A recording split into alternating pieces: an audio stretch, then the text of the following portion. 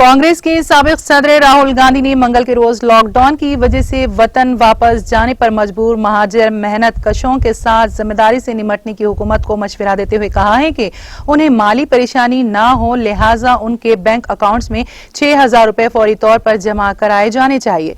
Mister Gandhi ने tweet किया, महाजर कारकुन एक बार फिर हिजरत कर रहे हैं।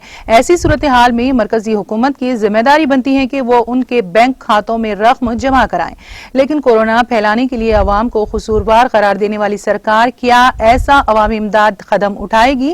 कांग्रेस के शोबे मवासिलात के सरबराह रणदीप सिंह सरजेवाला ने कहा कि हुकूमत हिज़्ब इख्तिलाफ के रहनुमाओं की बात नहीं सुनती है और उनकी तजावीज़ का मजाक उड़ाती है।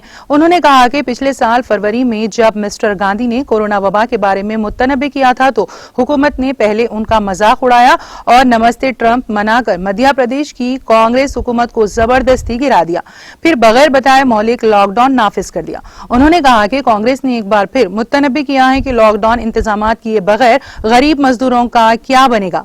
हुकूमत ने एक बार फिर नहीं सुनी और इसके नतीजे में मुल्क को आजादी के बाद सबसे बड़ा इंसानी इल्मिया देखने को मिला। कांग्रेस ने महाजिर मजदूरों के लिए रेलवे का किराया जमा कराया और बसों का इंतजाम किया तो पहले इसका मजाक उड़ाया गया और फिर कहीं रेलवे का इंतजाम किया गया। तर्जुमान ने इल्जाम लगाया कि गुज़िश्ता एक साल में अवाम को कोरोना टैक्स के नाम पर लूटा गया, लेकिन ना ही अस्पताल, ना डॉक्टरों, ना ही वेंटिलेटर, ना वैक्सीन, ना दवाएं और ना ही 6,000 रुपए की रकम अकाउंट में जमा करवाई गई।